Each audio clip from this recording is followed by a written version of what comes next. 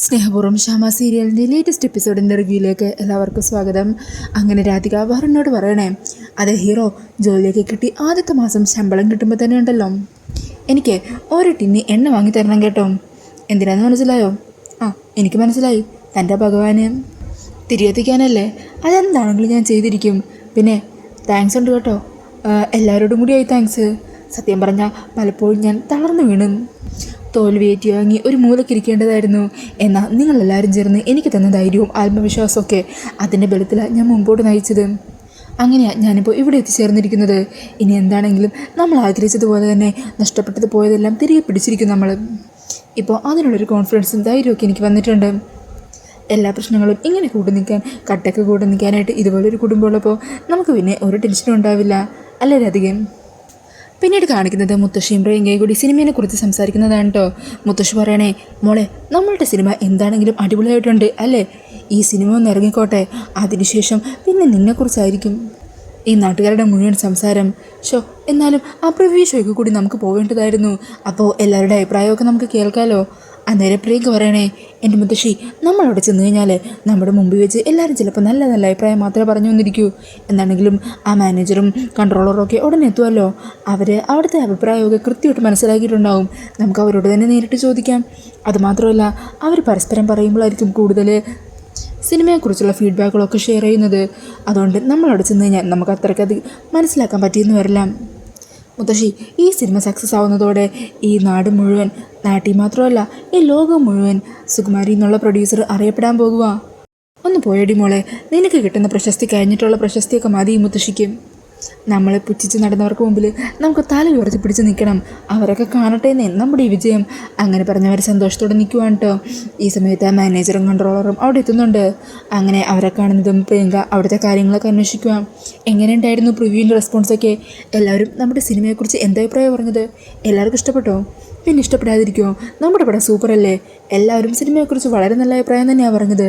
പിന്നെ എല്ലാവരും പ്രിയങ്ക മേഡത്തിൻ്റെ അഭിനയത്തെക്കുറിച്ചും പറഞ്ഞു, വളരെ നന്നായിരുന്നു എന്ന് തന്നെയാണ് എല്ലാവരുടെ അഭിപ്രായം. ഈ സമയം പ്രിയങ്ക പറയുന്നുണ്ട്, അത് പിന്നെ അങ്ങനെയല്ലേ വരൂ. പിന്നെ ഇതിൽ മറ്റവളുണ്ടല്ലോ, ആ നെഗറ്റീവ് ഷെയ്ഡ് ചെയ്തവൾ, അവൾക്ക് അഹങ്കാരം മാത്രമേ ഉള്ളൂ, അത്ര നന്നായിട്ടൊന്നും അഭിനയിക്കാൻ അറിയില്ല. അല്ല, പിന്നെ ഡയറക്ടറൊക്കെ എങ്ങനെ? അദ്ദേഹമൊക്കെ ഇഷ്ടപ്പെട്ടില്ലേ മൂവിക്ക്? പിന്നല്ലാതെ ഡയറക്ടറും ഫുൾ ഹാപ്പിയാണ്. എല്ലാവരും ഡയറക്ടറിനെ അഭിനന്ദിക്കുകയും ഇത് നല്ലൊരു സ്റ്റാർട്ടാകുമെന്നൊക്കെ പറയുകയും ചെയ്യുന്നുണ്ടായിരുന്നു. ഈ സമയം മുത്തശ്ശി വരണേ, അല്ലെങ്കിലും അവനങ്ങ് ചുളുവിൽ ക്രെഡിറ്റ് എടുത്തുകൊണ്ട് പോകുമല്ലോ. ഇതിനെ പിന്നിൽ പൈസ ചിലവാക്കിയത് മുഴുവൻ ഞങ്ങളല്ലേ. ഈ സമയം കൺട്രോളർ പറയുന്നുണ്ട്, പിന്നെ മാഡം, ചില ഡയറക്ടേഴ്സ് തമ്മിൽ പറയുന്നത് കേട്ടായിരുന്നു, സിനിമയുടെ ക്ലൈമാക്സ് കുറച്ചുകൂടി ബെറ്റർ ആക്കായിരുന്നു എന്ന്. എന്തിന്? ഇപ്പോഴുള്ള ക്ലൈമാക്സിന് എന്താ കുഴപ്പം? അത് നല്ല ക്ലൈമാക്സ് തന്നെയാണ്. പിന്നെ എല്ലാവരും നല്ല അഭിപ്രായം പറയുമ്പോൾ അതിലൊന്നോ രണ്ടോ പേര് ഇതുപോലെ നെഗറ്റീവായിട്ടുള്ള എന്തെങ്കിലും പറഞ്ഞുകൊണ്ടിരിക്കും. നമ്മൾ കണ്ടില്ല കേട്ടില്ല എന്നങ്ങ് വെച്ചാൽ മതി. ശരി മാഡം. പിന്നെയില്ലേ, ഇന്നത്തെ പ്രിവ്യൂ ഷോയുടെയും പിന്നെ അതിനുശേഷമുള്ള വണ്ടിയുടെ ചിലവുകളും മറ്റുമൊക്കെ ആയിട്ട് കുറച്ചധികം തുകയും കൊണ്ട് വന്നിട്ടുണ്ട്. നിങ്ങൾ ഓൾറെഡി ഞങ്ങളുടെ കയ്യിൽ തന്ന പൈസ എല്ലാം തീർന്നു. ഇനിയിപ്പോൾ ബാക്കി ചിലവുകൾക്കും മറ്റുള്ള പൈസയോ? ചേട്ടാ, ഇതിപ്പോൾ എത്ര പൈസ തന്നാലും നിനക്കൊന്നും മതിയാവില്ലേ? ഇതിനൊന്നും ഒരന്ത്യവും ഇല്ലേ എന്ന് മുത്തശ്ശി ചോദിക്കുക. എന്താണെങ്കിലും കുറച്ചൊന്നും നിങ്ങൾ അഡ്ജസ്റ്റ് ചെയ്യ്, ഞങ്ങളെ എങ്ങനെയെങ്കിലും പൈസ തന്നോളാം. ഈ സമയം പ്രിയങ്ക പറയണേ, അതെ, എന്ന് കരുതി സിനിമയുടെ കാര്യത്തിൽ ഒരു കുറവോ വീഴ്ചയോ വരാൻ പാടില്ല. തൽക്കാലം നിങ്ങളൊന്ന് അഡ്ജസ്റ്റ് ചെയ്യ്, ഞങ്ങൾ ഉടനെ തന്നെ പൈസ റെഡിയാക്കി തരാം. ശരി മാഡം, ഞങ്ങളത് നോക്കിക്കോളാം. അങ്ങനെ പറഞ്ഞ് അവരവിടെ നിന്നും പോകുവാണ് കേട്ടോ. പിന്നീട് കാണിക്കുന്നത് രാത്രി റൂമിലിരുന്ന് മൂളിപ്പാട്ടൊക്കെ പാടിക്കൊണ്ടിരിക്കുന്ന വരുണിനാണ് കേട്ടോ. വരുണാണെങ്കിൽ ഭയങ്കര സന്തോഷത്തിൽ പാട്ടൊക്കെ മൂളിക്കൊണ്ടിരിക്കുമായിരിക്കും. ഈ സമയം റൂമിലേക്ക് എത്തിയ രാധികയാണെങ്കിൽ വരുണിൻ്റെ ആ സന്തോഷവും പാട്ടൊക്കെ കണ്ട് അവിടെ തന്നെ അന്തം വിട്ട് വരുണിനെ ഇങ്ങനെ നോക്കുവാണ്. ഈ സമയം വരുൺ പെട്ടെന്ന് തിരിയുമ്പോഴായിരിക്കും രാധിക വാതിൽക്കൽ വന്ന് നിൽക്കുന്നത് കാണുന്നത്. എടോ രാധികെ, താനെന്താ അവിടെ തന്നെ ഇങ്ങനെ നിൽക്കുന്നത്? കയറി വാടോ. ഒന്നുമില്ല. വരുണിൻ്റെ തെളിഞ്ഞ ചിരിയും അതുപോലെ മൂളിപ്പാട്ടുമൊക്കെ കേട്ട് ഞാൻ നോക്കി നിൽക്കുമായിരുന്നു. എത്ര നാളായി വരുണി ഇത്ര സന്തോഷത്തോടെ കണ്ടിട്ട്? എടോ, താൻ പറഞ്ഞത് ശരിയാ. കുറേ നാളുകൾക്ക് ശേഷം ഞാനിന്ന് മനസ്സറിഞ്ഞ് സന്തോഷിക്കുന്ന ദിവസം തന്നെയാണ്. എടോ, നമ്മൾ രണ്ടാളും കൂടി ഒരു വലിയ വീഴ്ചയിലേക്ക് വീണു. പക്ഷേ നമ്മൾ രണ്ടുപേരും വീണ ആ വീഴ്ചയ്ക്ക് വലിയൊരു വ്യത്യാസമുണ്ട്. ഞാൻ വീണത് വല്ലാത്തൊരു വീഴ്ചയായിരുന്നു. അതെനിക്ക് ഭീകരമായിട്ട് തന്നെയാണ് തോന്നിയത്. ഇത്രയും നാളും കുഞ്ഞുനാൾ മുതൽ കണ്ടു നടന്നതും അനുഭവിച്ചതുമായ എല്ലാ സുഖ സൗഭാഗ്യങ്ങളും നഷ്ടപ്പെട്ട് പെട്ടെന്നൊരു വലിയ മോശം അവസ്ഥയിലേക്ക് പോവുക, എല്ലാം കൈവിട്ടു പോവുക. അത് സത്യം പറഞ്ഞാൽ എനിക്ക് ഉൾക്കൊള്ളാൻ പറ്റാത്തൊരവസ്ഥയായിരുന്നു. എങ്ങനെ അതിൽ നിന്ന് പുറത്തു വരണം, എങ്ങനെ ആ അവസ്ഥയെ അതിജീവിക്കണം എന്നുള്ളതിനെപ്പറ്റി ഒരു ചിന്തയും ഒരു വഴിയും തെളിയാതെ ഇരട്ടിപ്പെട്ട് കിടക്കുന്നു എന്ന് പറയില്ലേ, അതുപോലൊരവസ്ഥ. സത്യം പറഞ്ഞാൽ താൻ ആ സമയം എന്നെ അത്ഭുതപ്പെടുത്തി കളഞ്ഞു. താൻ അത്രയും വലിയൊരു വീഴ്ചയിലെത്തിയിട്ടും തനിക്കൊരു കുലുക്കവും ഇല്ല. എത്ര വലിയ വീഴ്ചയും തളർച്ചയൊക്കെ വന്നാലും അതിൽ നിന്നും സടകുടഞ്ഞ് എഴുന്നേക്കാനും അതിന് ധൈര്യത്തോടെ നേരിടാനുള്ള തൻ്റെ ശക്തിയും ആത്മവിശ്വാസവും മനോധൈര്യമൊക്കെയാണ് എന്നെ ഇതുവരെ പിടിച്ചു നിർത്തിയത്. സത്യം പറയാലോ, എൻ്റെ പിന്നിലൊരു ധൈര്യമായിട്ട് താൻ ഇല്ലാതിരുന്നെങ്കിൽ ഒരുപക്ഷെ ഞാനിപ്പോൾ ജീവനോടുകൂടി പോലും ഉണ്ടാവില്ല. വരുൺ, എന്തൊക്കെയാ ഇത്? ഇങ്ങനെയൊന്നും പറയരുത് കേട്ടോ. എടാ രാധികെ, ഞാൻ സത്യം തന്നെയാണ് പറഞ്ഞത്. തൻ്റെ ആത്മധൈര്യമൊക്കെ കണ്ട് സത്യം പറഞ്ഞാൽ ഞാൻ പലപ്പോഴും അത്ഭുതപ്പെട്ട് നിന്നിട്ടുണ്ട്. അന്നേരം രാധിക പറയണേ, വരുൺ, അത് മറ്റൊന്നുമല്ല. കുഞ്ഞുനാളെ മുതലേ ഓരോ പ്രശ്നങ്ങൾ അഭിമുഖീകരിച്ചതിനല്ലേ ഞാൻ വളർന്നു വന്നത്. ജീവിതം നമ്മൾ പ്രതീക്ഷിക്കുന്ന രീതിക്കൊന്നുമല്ല പോകുന്നത്. അത് പല ദിശകളിലേക്ക് മാറി മാറി സഞ്ചരിക്കും. ചില സമയത്ത് ഒട്ടും പ്രതീക്ഷിക്കാത്ത സന്തോഷങ്ങൾ ഒക്കെ ആയിരിക്കും നമ്മുടെ ജീവിതത്തിലേക്ക് വരുന്നത്. അതുപോലെ ആയിരുന്നല്ലേ എൻ്റെ ജീവിതത്തിൽ സംഭവിച്ചത്. ഒട്ടും പ്രതീക്ഷിക്കാതല്ലേ വരുൺ എൻ്റെ ജീവിതത്തിലേക്ക് വന്നത്. അതുപോലെ അമ്മയും എൻ്റെ ജീവിതത്തിലേക്ക് വന്നു. അത് ഒന്നും അധികം നാൾ നീണ്ടു നിന്നില്ലെന്നേ ഉള്ളൂ എന്നൊക്കെ പറഞ്ഞ് രാധിക അമ്മയുടെ കാര്യം ഓർത്ത് സങ്കടപ്പെടാൻ തുടങ്ങുവാണ് കേട്ടോ. അത് കാണുന്നതും വരുൺ പറയണേ, അതെ, ഇന്നത്തെ ദിവസം വല്ലാത്ത സന്തോഷമുള്ള ദിവസമാണ്. അതുകൊണ്ട് തൽക്കാലം നമ്മൾ ആവശ്യമില്ലാത്ത കാര്യങ്ങളെക്കുറിച്ചൊന്നും ഇപ്പോൾ ആലോചിക്കണ്ട. താനിനി ഓരോന്നൊക്കെ പറയാൻ തുടങ്ങിയാലേ വീണ്ടും ഇങ്ങനെ ആവശ്യമില്ലാത്ത ഓരോ കാര്യങ്ങളെക്കുറിച്ചുള്ള ചിന്തയൊക്കെ വന്ന് തൻ്റെ മനസ്സാകെ ഡിസ്റ്റർബാകും, താനാകെ വിഷമിക്കും. അതുകൊണ്ട് തൽക്കാലം നമുക്കിന്ന് അത്തരം കാര്യങ്ങളൊക്കെ ചിന്തിക്കുന്നത് ഒന്ന് മാറ്റിവെച്ചേക്കാം. ശരി, എന്നാണെങ്കിലും നാളെ നേരത്തെ ഓഫീസിലേക്ക് പോകാനുള്ളതല്ലേ, നേരത്തെ തന്നെ കിടന്നുറങ്ങാം. അന്നേരം രാധിക പറയണേ, ശരിയാ വരുൺ പറഞ്ഞത്. നാളെ രാവിലെ നേരത്തെ തന്നെ എണീറ്റ് ഓഫീസിൽ പോകണം. ആദ്യത്തെ ദിവസമല്ലേ, അപ്പോൾ ഉറക്കച്ചടവോടെയൊന്നും പോകാനേ പാടില്ല.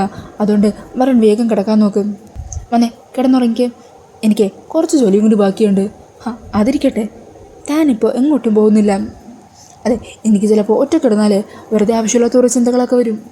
കണമംഗലത്തെക്കുറിച്ചുള്ള ചിന്തകളും വീട്ടിൽ അച്ഛനെ അമ്മയെക്കുറിച്ചുള്ള ചിന്തകളും അങ്ങനെ പല പല ചിന്തകൾ വരും. എൻ്റെ മൈൻഡ് ഡിസ്റ്റർബ് ആവും. അതുകൊണ്ട് താനേ ഇവിടെ ഇരിക്കും. തന്നെ ഞാൻ എങ്ങോട്ടും വിടുന്നില്ല എന്നും പറഞ്ഞ് വരുണാണെങ്കിൽ രാധയ്ക്ക് പിടിച്ച കട്ടിലേക്ക് കിടത്തുവാണ്. പിന്നീട് കാണിക്കുന്നത് അടുത്ത ദിവസം ഓഫീസിലെത്തുന്ന വരുണിനെയാണ് കേട്ടോ. വരുണങ്ങനെ അകത്തേക്ക് കയറി ചെല്ലുവാണ്. എല്ലാവരും വിഷയൊക്കെ ചെയ്യുവാണ് കേട്ടോ. ഈ സമയം അവിടുത്തെ എച്ചാറായിട്ടുള്ള കാർത്തിക വരുണിനെ വിളിക്കുക. വരുൺ സാർ എത്തിയോ? വന്നോളൂ. സത്യം പറഞ്ഞാൽ എം ഡി വന്നിട്ട് സാറ് ജോയിൻ ചെയ്താൽ മതി എന്നാണ് പറഞ്ഞത്. പക്ഷേ എം ഡിക്ക് പ്രധാനപ്പെട്ടൊരു മീറ്റിംഗ്, അത് കാരണം എത്താൻ കുറച്ച് ലേറ്റ് ആകുമെന്നാണ് പറഞ്ഞത്. അതുകൊണ്ട് സാറ് വന്ന് ജോയിൻ ചെയ്തോ. എം ഡി ഒരു ഉച്ചയാകുമ്പോഴേക്കും എത്തും, അന്നേരം പരിചയപ്പെടാം, വരൂ എന്നും പറഞ്ഞ് അകത്തെ ഓഫീസറിൻ്റെ അരികിലേക്ക് വരുണിനെ കൂട്ടിക്കൊണ്ടു പോകുവാണ്. അങ്ങനെ വരുണിനൊപ്പിടാനുള്ള രജിസ്റ്ററൊക്കെ അദ്ദേഹം കൊടുക്കുവാണ് കേട്ടോ. അങ്ങനെ വരുൺ അതിലൊക്കെ സൈൻ ചെയ്ത് പ്രാർത്ഥനയോട് കൂടി തന്നെ തൻ്റെ ജോലിയിലേക്ക് ജോയിൻ ചെയ്യുവാണ്. പിന്നീട് കാർത്തിക വരുണിനെയും കൂട്ടി അവിടെ നിന്ന് പോകുക. വരൂ സാർ, നമുക്ക് സ്റ്റാഫുകളെയൊക്കെ പരിചയപ്പെടാം. അങ്ങനെ വരുണിനെ അവിടെയുള്ള സ്റ്റാഫുകളെയൊക്കെ പരിചയപ്പെടുത്തി കൊടുക്കുന്നുണ്ട്. അതിനുശേഷം വരുൺ അവിടെയുള്ളൊരു സ്റ്റാഫിനോട് സംസാരിക്കുക. അന്നേരം അയാൾ ചോദിക്കുന്നുണ്ട്, സാറിനെ ഞാൻ മുമ്പ് കണ്ടിട്ടുണ്ട്, നമ്മളിതിനു മുമ്പ് സംസാരിച്ചിട്ടുണ്ട്. ആണോ? എനിക്കങ്ങ് ഓർമ്മ കിട്ടുന്നില്ല സാർ. അന്ന് ഒരു ഓപ്ഷൻ്റെ വെച്ച് നമ്മളൊരു ഡീലിനെ കുറിച്ച് സംസാരിച്ചിട്ടുണ്ടായിരുന്നു. എനിക്കിപ്പോൾ ഓർമ്മയുണ്ട്. അന്ന് ഞാൻ മറ്റൊരു പൊസിഷനിലായിരുന്നു. എനിക്കറിയാം സാർ. നമ്മുടെ ജീവിതത്തിൽ പല പല മാറ്റങ്ങളും വരുമല്ലോ. എന്തു തന്നെയാണെങ്കിലും നമ്മൾ അതിനെ ധൈര്യത്തോടെ തന്നെ സ്വീകരിച്ച് മുമ്പോട്ട് പോവുക. നമ്മുടെ മുമ്പിൽ ഉള്ളതെന്താണോ അതിനെ മാത്രം നമ്മൾ കണ്ടാൽ മതി. നമ്മൾ ചുറ്റുമുള്ള സാഹചര്യങ്ങളോട് അഡ്ജസ്റ്റ് ചെയ്ത് പോവുക. അങ്ങനെയല്ലേ നമുക്ക് ജീവിതത്തിൽ വിജയിക്കാൻ പറ്റൂ. എന്താണെങ്കിലും ഇന്നത്തെ ദിവസം മാത്രമേ നമുക്കിങ്ങനെ ഫ്രീ ആയിട്ട് നിന്ന് സംസാരിക്കാൻ പറ്റൂ. ഇനി അങ്ങോട്ട് തിരക്കുകളൊക്കെ കൂടുമല്ലേ. അങ്ങനെയൊക്കെ അവർ സംസാരിച്ചുകൊണ്ട് നിൽക്കുവാണ്ടോ. ഈ സമയം കാർത്തിക വരുണിൻ്റെ അരികിലേക്ക് എത്തുക. അതെ സാർ വന്നോളൂ, അവിടെ എം ഡി എത്തിയിട്ടുണ്ട്. ഇത്ര പെട്ടെന്ന് എത്തിയോ? അതെ, എം ഡിയുടെ കാര്യം അങ്ങനെ ചിലപ്പോൾ മിന്നൽ പോലെ പെട്ടെന്നായിരിക്കും പാഞ്ഞു വരുന്നത്. അന്നേരം അവിടെയുള്ള കൂടെ ഉണ്ടായ സ്റ്റാഫ് പറയണേ, എന്നാൽ പിന്നെ വരുൺ സാറ് ചെല്ല്, മിന്നലടിച്ചിട്ട് വാ. അങ്ങനെ പറഞ്ഞാൽ വരുണിനെ കാർത്തികയുടെ കൂടെ പറഞ്ഞു വിടുവാണ് കേട്ടോ. പിന്നീട് കാണിക്കുന്നത് അവിടെ ഒരു യൂട്യൂബറിൽ നിന്ന് 3 ചേച്ചിമാരുടെ വീഡിയോ എടുത്തുകൊണ്ടിരിക്കുവാണ്. അപ്പോൾ ഗൈസ്, ഇതാണ് നമ്മുടെ അമ്പലത്തിലെ എന്നും പഞ്ചാമൃതം ഉണ്ടാക്കി കൊടുക്കുന്ന ചേച്ചിമാർ. തങ്ങളുടെ മനസ്സ് നിറഞ്ഞ സ്നേഹത്തോടെ പ്രാർത്ഥനയോടെയാണ് അവർ ഈ കാര്യം ചെയ്യുന്നത്. ത്യാഗത്തോടും അർപ്പണത്തോടും കൂടി ചെയ്യുന്ന ഇവരെ പോലുള്ളവരുടെ ഇത്തരം പ്രവൃത്തികൾ നിങ്ങളിലേക്ക് എത്തിക്കാൻ പറ്റുന്നത് തന്നെ എൻ്റെ വലിയ സന്തോഷമാണ്. അപ്പോൾ നമുക്കിനി അടുത്ത വീഡിയോയിലൂടെ കാണാം എന്നൊക്കെ പറഞ്ഞിട്ട് അയാൾ ആ ഒരു റെക്കോർഡിങ്ങൊക്കെ സ്റ്റോപ്പ് ചെയ്യുവാണ്. എന്നിട്ട് അവരോട് സംസാരിച്ച് നിൽക്കുമായിരിക്കും. ഈ സമയത്താണ് രാധികയും ആ ജോലി ചെയ്യുന്ന ചേച്ചിയും കൂടി അതുവഴി നടന്നു വരുന്നത്. അന്നേരം ആ ചേച്ചി ആ യൂട്യൂബറെ കാണിച്ചു കൊടുത്തിട്ട് പറയണേ, മോളെ ദേ നോക്കിക്കേ, ഇവൻ കണ്ടോ, ഈ യൂട്യൂബറാ അന്ന് ആറ്റുവാശ്ശേരി സദ്യയിൽ വിഷം വിളമ്പിയ സമയത്ത് നമ്മൾക്കെതിരെയുള്ള കുറേ വീഡിയോസൊക്കെ ഇട്ടത്. ഇവൻ്റെ വീഡിയോ ഒക്കെ കണ്ടിട്ടാണ് നമ്മൾ കുറ്റക്കാരാണെന്ന് ആൾക്കാരെല്ലാവരും വിശ്വസിച്ച് വെച്ചിരിക്കുന്നത്. മോൾക്ക് ഓർമ്മയില്ലേ? ശരിയാ ചേച്ചി പറഞ്ഞത്, എനിക്കിപ്പോൾ ആളെ മനസ്സിലായി. ചേച്ചി വന്നേ, നമുക്കെന്താണെങ്കിലും അവനോട് സംസാരിക്കണം. അങ്ങനെ പറഞ്ഞ് രാധിക ആ ചേച്ചീനെയും കൂട്ടി ആ യൂട്യൂബറിനെ ഇറക്കി ചെല്ലുക. അതെ, ഷാജി സൂര്യകാന്തി അല്ലേ? അതേലോ, എന്നെ മനസ്സിലായോ? ഇല്ല, എനിക്കങ്ങോട്ട് ഓർമ്മ കിട്ടുന്നില്ല. എൻ്റെ പേര് രാധിക. ഇപ്പോൾ ഓർമ്മ വന്നോ? സോറി, എനിക്ക് ഓർക്കാൻ പറ്റുന്നില്ല. അന്നേരം രാധിക പറയണേ, ആറ്റുവാശ്ശേരി സദ്യയെക്കുറിച്ച് വീഡിയോ ചെയ്തത് ഓർമ്മയുണ്ടോ? ആറ്റുവാശ്ശേരി സദ്യയിൽ വിഷം കലർത്തിയ വാർത്ത. ആ, ഓർക്കുന്നുണ്ട്. നിങ്ങളന്ന് വാർത്ത കൊടുത്ത ആ ആറ്റുവാശ്ശേരി സദ്യ ഞാൻ നടത്തുന്നതാ. നിങ്ങളന്ന് അങ്ങനെ ഒരു വാർത്ത കൊടുത്ത കാരണം ഞങ്ങളുടെ ആറ്റുവാശ്ശേരി സദ്യക്ക് ഞങ്ങൾ കഷ്ടപ്പെട്ടുണ്ടാക്കിയ പേരും വിശ്വാസ്യതയും ഒക്കെ നഷ്ടപ്പെട്ടു. എത്ര വീഡിയോയാ ഞങ്ങൾക്കെതിരെ നിങ്ങൾ അടിച്ചിറക്കിയത്. എന്നാൽ അതെല്ലാം കള്ളമായിരുന്നു എന്ന് പിന്നീട് ബോധ്യപ്പെട്ടു. എന്നിട്ട് അതിനെക്കുറിച്ച് നിങ്ങളൊരു വാക്കെങ്കിലും ഉച്ചരിച്ചോ? അതിനെതിരെ നിങ്ങൾ വീഡിയോ ചെയ്തോ? ഇല്ലല്ലോ. ഞങ്ങൾ തെറ്റ് ചെയ്തു എന്നുള്ള രീതിയിൽ വീഡിയോ ഇറക്കാൻ നിങ്ങൾക്ക് വലിയ ഉത്സാഹമായിരുന്നു. എന്നാൽ ഞങ്ങൾ നിരപരാധികളാണെന്നറിഞ്ഞപ്പോൾ എന്തുകൊണ്ടാണ് നിങ്ങൾ വീഡിയോ എടുക്കാഞ്ഞത്? എന്തുകൊണ്ടാണ് ആ കാര്യം നിങ്ങൾ ജനങ്ങളിലേക്ക് എത്തിക്കാഞ്ഞത്? നിങ്ങളുടെ വീഡിയോ കണ്ട പലരും ഞങ്ങളുടെ കയ്യിൽ നിന്ന് പൊതിച്ചോറ് വാങ്ങുന്നത് പോലും നിർത്തി. അവർക്കൊന്നും ഇപ്പോൾ വിശ്വാസമില്ല പോലും. നിങ്ങൾ പറഞ്ഞ ഓരോ വാക്കുകളാണ് ഇപ്പോഴും അവരുടെ മനസ്സിൽ കിടക്കുന്നത്. ഞങ്ങൾ പൊതിച്ചോറുമായിട്ട് അവരുടെ അരികിലേക്ക് ഇറങ്ങി ചെന്നിട്ട് പോലും ആർക്കും ഞങ്ങളുടെ ഭക്ഷണം വേണ്ട. ഈ സമയം ആ ചേച്ചി പറയണേ, നിങ്ങൾക്കൊക്കെ ഇതുപോലെ ഒരു ഫോണും കയ്യിൽ പിടിച്ച് ഇതുപോലെ വായിത്തുന്നതൊക്കെ വിളിച്ചു പറഞ്ഞാൽ മതിയല്ലോ. അതൊക്കെ കാരണം കഷ്ടപ്പെടുന്നത് ഞങ്ങൾ പാവങ്ങളാണ്. ഞങ്ങളുടെ ജീവിതമാർഗം നിങ്ങളില്ലാതാക്കി കളഞ്ഞത്. ഈ സമയം രാധിക പറയണേണ്, ശരിക്കും എന്നോടും എൻ്റെ ഭർത്താവിനോടും ഞങ്ങളുടെ കുടുംബത്തോടും ദേഷ്യമുള്ളൊരു സ്ത്രീയാണ് ഞങ്ങളുണ്ടാക്കിയ സദ്യയിൽ വിഷം കലർത്തിയത്. സത്യം എന്നിട്ട് എല്ലാവർക്കും ബോധ്യപ്പെട്ടതാണ്. അവർ പോലീസ് സ്റ്റേഷനിലാകുകയും ജയിലിൽ ശിക്ഷ അനുഭവിക്കുകയും ചെയ്തു. എന്നിട്ടും അതൊന്നും നിങ്ങൾ വാർത്തയാക്കിയില്ല. അതൊന്നും അറിയാനോ അന്വേഷിക്കാനോ നിങ്ങൾക്ക് സമയമില്ലായിരുന്നു. നിങ്ങൾക്ക് വേണ്ടത് പൈസ ഉണ്ടാക്കുക, റീച്ച് കിട്ടുക, ലൈക്ക് കിട്ടുക. അതിനുള്ള കാര്യങ്ങളെല്ലാം നിങ്ങൾ ചെയ്തല്ലോ. പിന്നെ ഞങ്ങൾക്കെന്ത് സംഭവിച്ചാലെന്ത്, ഇല്ലെങ്കിലെന്ത്? ഇപ്പം തന്നെ നിങ്ങൾ ഈ ചേച്ചിമാരുണ്ടാക്കിയ പഞ്ചാമൃതത്തെക്കുറിച്ച് വാദവിരോധ വീഡിയോയിൽ പറയുന്നുണ്ടായല്ലോ. ഇനി ഒരിക്കൽ ഞങ്ങളുടെ ആറ്റുവാശ്ശേരി സദ്യയിൽ സംഭവിച്ചതുപോലെ ഇവരുണ്ടാക്കുന്ന പഞ്ചാമൃതത്തിലും എന്തെങ്കിലും സംഭവിച്ചാൽ നിങ്ങൾ തന്നെ ഇവർക്കെതിരെ വീഡിയോ ഇടില്ലേ? ഇവരെക്കുറിച്ച് നല്ലത് പറഞ്ഞാൽ ഇതേ നാവ് കൊണ്ട് തന്നെ നിങ്ങൾ ഇവരെക്കുറിച്ച് മോശമായിട്ടുള്ള കാര്യങ്ങൾ സംസാരിക്കില്ലേ? അത്രേ ഉള്ളൂ നിങ്ങളുടെ സ്വഭാവം. പണത്തിന് വേണ്ടി നിങ്ങൾ എന്തറ്റവരെയും പോകും. അതിനു മുമ്പിൽ ആളുകളുടെ വിഷമോ അവരുടെ ഫീലിങ്സോ ഒന്നും നിങ്ങൾ കാര്യമാക്കില്ല. അങ്ങനെ രാധികയുടെ ആ വാക്കുകളൊക്കെ കേൾക്കുന്നതും അയാൾക്ക് വല്ലാത്തൊരു സങ്കടവും കുറ്റബോധമൊക്കെ തോന്നുവാണ്. താൻ ചെയ്തത് വലിയൊരു തെറ്റാണെന്ന് അയാൾ തിരിച്ചറിയുവാണ് കേട്ടോ. ഈ സമയം രാധികയാണെങ്കിൽ അവിടെ നിന്ന് പോകാൻ നിൽക്കുക. നിങ്ങളോട് ഇത്രയെങ്കിലുമൊക്കെ കാര്യം ഇപ്പോൾ തുറന്നു പറയണമെന്നുണ്ടായിരുന്നു. ഞങ്ങളുടെ ഒരു മനസ്സമാധാനത്തിന് വേണ്ടി, അതിനുവേണ്ടി മാത്രമോ ഞാനിതൊക്കെ പറഞ്ഞത്. അന്നേരം അയാളെ രാധികയോട് മാപ്പ് പറയണേ, സോറി രാധിക, ഇത്രയും വലിയൊരു ദ്രോഹമാണ് ഞാൻ നിങ്ങളോട് ചെയ്തതെന്ന് ഞാൻ സ്വപ്നത്തിൽ പോലും വിചാരിച്ചില്ല. അന്നത്തെ ആവശ്യത്തിന് അങ്ങനെയൊക്കെ ചെയ്തു പോയി. നിങ്ങൾ പറഞ്ഞത് ശരിയാ. നിങ്ങൾ നിരപരാധികളാണെന്ന് അറിഞ്ഞിട്ടും ഞാൻ അതിനെതിരെ ഒരു വീഡിയോ പോലും ചെയ്തില്ല. ഒരു ശത്രുവിനെ എന്ന പോലെ ഞാൻ നിങ്ങൾക്കെതിരെ സംസാരിച്ചു. അതിനൊക്കെ വലിയൊരു തെറ്റാണെന്ന് എനിക്കിപ്പോൾ മനസ്സിലാകുവാണ്. എനിക്കെതിരെ വല്ലാത്ത കുറ്റബോധമുണ്ട്. ഞാൻ ചെയ്ത തെറ്റ് ഞാൻ തിരുത്താൻ തീരുമാനിച്ചു. നിങ്ങൾ നോക്കിക്കോ, നിങ്ങളുടെ ആറ്റുവാശ്ശേരി സദ്യയിൽ സംഭവിച്ച യഥാർത്ഥ കാര്യം എന്താണെന്ന് ഞാൻ എല്ലാവരും അറിയിക്കും. ആറ്റുവാശ്ശേരി സദ്യയെ നമുക്ക് ഉയർത്തിക്കൊണ്ടുവരാം. അതിനുള്ള എല്ലാ പ്രൊമോഷനും ഞാൻ തന്നെ ചെയ്തോളാം. അയ്യോ, ഞാൻ അങ്ങനെയൊന്നും പ്രതീക്ഷിച്ചല്ല നിങ്ങളോട് സംസാരിച്ചത്. രാധിക, നിങ്ങൾ എൻ്റെ കണ്ണ് തുറപ്പിക്കുകയാണ് ചെയ്തത്. ഞാൻ ചെയ്ത തെറ്റെന്താണെന്ന് നിങ്ങൾ മനസ്സിലാക്കി തന്നു. അതിനെനിക്ക് നിങ്ങളോട് നന്ദി മാത്രമേ ഉള്ളൂ. അത് നിങ്ങളോടുള്ള ആ നന്ദി കാണിക്കാനായിട്ട് നിങ്ങൾ ആറ്റുവാശ്ശേരി സദ്യയ്ക്ക് വേണ്ടി ഞാൻ വീഡിയോ ചെയ്തിരിക്കും. അങ്ങനെ അയാളുടെ വാക്കുകൾ കേൾക്കുന്നതും രാധികയ്ക്കും ആ ചേച്ചിക്കൊക്കെ ഒത്തിരി സന്തോഷമാകുവാണ് കേട്ടോ. പിന്നീട് കാണിക്കുന്നത് വരുണിനെയും കൂട്ടി കീർത്തി MDയുടെ ക്യാബിലെത്തുവാണ്. ഈ സമയം അവിടുത്തെ മറ്റൊരു ഓഫീസറും കൂടി MDയുടെ ക്യാബിലുണ്ടാകും കേട്ടോ. അങ്ങനെ MDക്ക് വരുണിൻ്റെ ഫയലൊക്കെ കൊടുത്തിരിക്കുകയാണ്. അങ്ങനെ സോനയാണെങ്കിൽ ആ ഫയലൊക്കെ നോക്കിക്കൊണ്ടിരിക്കുക. കൊള്ളാലോ, ഇമ്പ്രസീവാണ്. അന്നേരം അയാൾ പറയുന്നുണ്ട്, ഇൻ്റർവ്യൂവിന് വന്നവരിൽ ഏറ്റവും നന്നായി പെർഫോം ചെയ്തത് വരുൺ തന്നെയാണ്. ദേ, ആളിവിടെ എത്തിയിട്ടുണ്ട് മാഡത്തിന് മുമ്പിൽ. അന്നേരം കസേരയിൽ നിന്നും തിരിഞ്ഞുകൊണ്ട് സോന ചോദിക്കുക, വരുൺ US എവിടെയാണ് പഠിച്ചത്? അന്നേരം വരുൺ എവിടെയാണെന്ന് പറയാൻ തുടങ്ങുമായിരിക്കും. പെട്ടെന്നാണ് സോനയെ കണ്ട് വരുൺ ഷോക്കാകുന്നത്. സോനയും വരുണിനെ കണ്ട് പൊട്ടിത്തെറിക്കണേ, വോട്ട്, ഇവനാണോ നിങ്ങൾ സെലക്ട് ചെയ്തത്? ഇതുപോലൊരു സ്ട്രീറ്റ് ഗുണ്ടയെ മാത്രമേ നിങ്ങൾക്ക് കമ്പനിയുടെ മാനേജറായിട്ട് സെലക്ട് ചെയ്യാൻ കിട്ടിയുള്ളൂ. മാഡം എന്തൊക്കെയാണ് പറയുന്നത്? ഞങ്ങൾക്കൊന്നും മനസ്സിലാവുന്നില്ലെന്നോ? ഇവൻ ഇന്നലെ ആൾക്കാരുടെ മുമ്പിൽ വെച്ച് എന്നെ തല്ലിയവനാണ്. ഇവനെ ഈ കമ്പനിയിലെടുക്കാൻ ഞാൻ സമ്മതിക്കില്ല.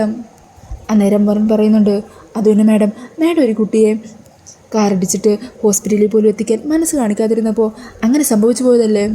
നീ ആരാടാ എന്നെ പഠിപ്പിക്കാൻ? ഈ സോനയുടെ മേത്ത് കൈവച്ചിട്ട് എൻ്റെ കമ്പനി തന്നെ ജോലി ചെയ്ത് ജീവിക്കാമെന്ന് നീ കരുതിയോ? നിന്നെ അതിന് ഞാൻ സമ്മതിക്കില്ല.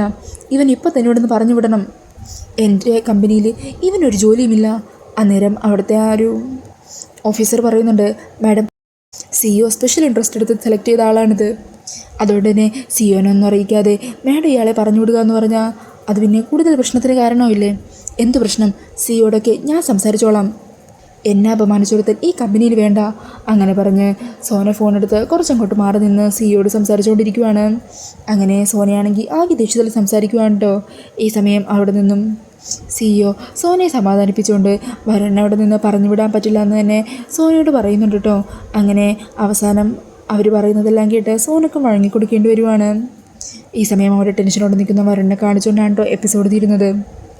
പിന്നീട് നാളത്തെ എപ്പിസോഡിൻ്റെ പ്രൊമോയിൽ കാണിക്കുന്നത് സിഇഒ പറഞ്ഞതനുസരിച്ച് തനിക്ക് വരുണിനെ ഇവിടെ നിന്ന് പുറത്താക്കാൻ പറ്റില്ലെന്ന് സോനക്ക് മനസ്സിലാകുവാണ്. അങ്ങനെ സോന ദേഷ്യത്തിൽ വരുണിനെ നോക്കിക്കൊണ്ട് പറയണേ, തൽക്കാലം നീ ഇവിടെ ജോലി ചെയ്തോ, പക്ഷേ നീ എന്നോട് കാണിച്ചതിന് ഞാൻ നിനക്ക് തിരിച്ച് തന്നിരിക്കും എന്നും പറഞ്ഞ ദേഷ്യത്തിൽ അവിടെ നിന്നും പോകുവാണ് കേട്ടോ. പിന്നീട് സോന ദേഷ്യത്തിൽ വീട്ടിലേക്കാണ് കേട്ടോ എത്തുന്നത്. ഈ സമയം സാറ അവിടെ ഉണ്ടാകും. സാറയാണ് S&S ഗ്രൂപ്പിൻ കമ്പനിയുടെ CEO. അങ്ങനെ സോന ദേഷ്യത്തിൽ സാറയോട് ചോദിക്കണേ, ഞാൻ കരുതിയത് ഈ മനസ്സിൽ എന്നേക്കാളും വലുതായിട്ട് ആർക്കും സ്ഥാനമില്ലെന്നാ, പക്ഷേ ഇപ്പോൾ അങ്ങനെയല്ലെന്ന് മനസ്സിലായി. അതുകൊണ്ടല്ലേ എന്നെ തല്ലിയ, എന്നെ അപമാനിച്ചെടുത്തന്നെ ഇപ്പോഴും അവിടെ വെച്ചുകൊണ്ടിരിക്കുന്നത്. അന്നേരം ചിരിച്ചുകൊണ്ട് സാറ് ചോദിക്കണേ, മോളെ എന്താ നിൻ്റെ പ്രശ്നം? നിനക്ക് എന്താ അറിയേണ്ടത്? ഈ പറയുന്ന വരുൺ ആരാണെന്ന് നിനക്കറിയോ എന്ന് പറഞ്ഞ് വരുൺ ആരാണെന്നുള്ള കാര്യം സാറ സോനേനെ അറിയിക്കുവാണ് കേട്ടോ. തൻ്റെ പ്ലാനിങ് എന്താണെന്ന് സോനയോട് പറയുവാണ്. പിന്നീട് കാണിക്കുന്നത് ഓഫീസിൽ നിന്നും തിരികെ വീട്ടിലെത്തിയ വരുണാണെങ്കിൽ നടന്ന കാര്യങ്ങളെല്ലാം രാധികയോട് പറയണേ. അത് കേട്ടിട്ട് രാധിക ചോദിക്കണേ, എൻ്റെ അമ്മേ 2 ദിവസം കൊണ്ട് ഇങ്ങനെയുള്ള കാര്യങ്ങളൊക്കെ സംഭവിച്ചോ? പിന്നല്ലാതെ പറഞ്ഞിട്ട് കാര്യമില്ല, കഷ്ടകാലം നേരത്തെ വരുമല്ലോ. പിന്നീട് കാണിക്കുന്നത് ചന്ദ്രശേഖരൻ സാറയെ വെയിറ്റ് ചെയ്ത് നിൽക്കുവാണ്. ഈ സമയം സാറ വരുന്നതും ചന്ദ്രശേഖരൻ ടെൻഷനിൽ ഫോണിലൊരു വീഡിയോ കാണിക്കുവാണ് കേട്ടോ. മിക്കവാറും ആ യൂട്യൂബർ ആദിവാശ്വരി സത്യനെ സപ്പോർട്ട് ചെയ്ത് സംസാരിക്കുന്ന ഒരു വീഡിയോ ആയിരിക്കും. അതുകൊണ്ട് ടെൻഷനോട് നിൽക്കുന്ന സാറേനെയും ചന്ദ്രശേഖരനെയും വീഡിയോയിൽ കാണിക്കുന്നുണ്ട്. അപ്പോൾ ഇതൊക്കെയാണ് കേട്ടോ ലേറ്റസ്റ്റ് പ്രൊമോയിലുള്ളത്. ഈ ഒരു റിവ്യൂ ഇഷ്ടമായിട്ടുണ്ടെങ്കിൽ മറക്കാതെ വീഡിയോ ഒന്ന് ലൈക്ക് ചെയ്യണേ. ഇതുപോലുള്ള കൂടുതൽ റിവ്യൂസിനായിട്ട് ഈ ചാനലൊന്ന് സബ്സ്ക്രൈബ് ചെയ്തും കൂടി സപ്പോർട്ട് ചെയ്യണേ. താങ്ക്